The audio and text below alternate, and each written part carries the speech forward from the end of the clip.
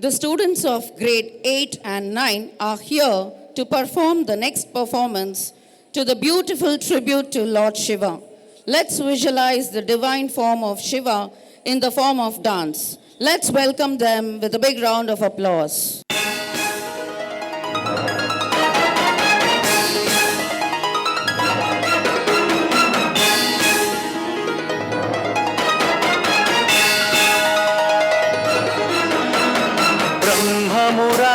सुरार्चितलिङ्गं निर्मलभासितशोभितलिङ्गम्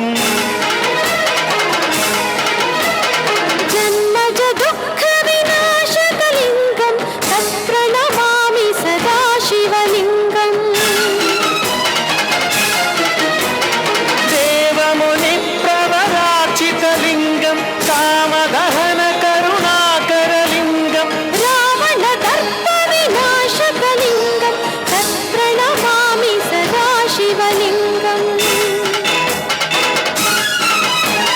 सर्वसुगन्धसुलेपितलिङ्गं बुद्धिविवर्धनकारणलिङ्गम्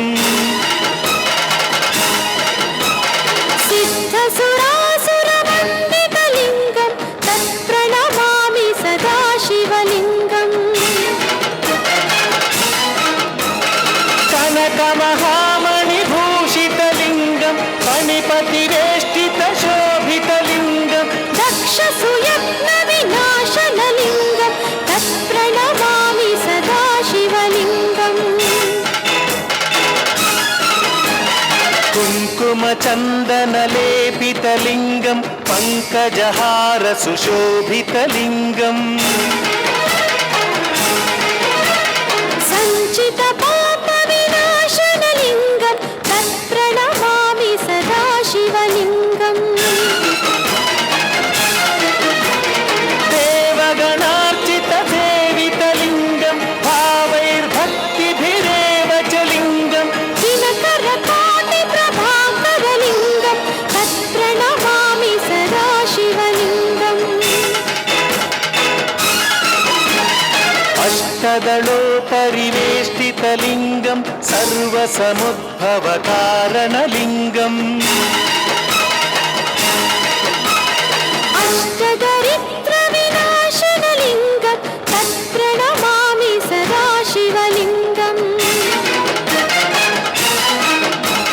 सुरगुरुसुरवरपूजितलिङ्गं सुरवनपुष्पसदार्चितलिङ्गं परमपदं परमात्मकलिङ्गं तत्प्रणमामि सदा शिवलिङ्गम्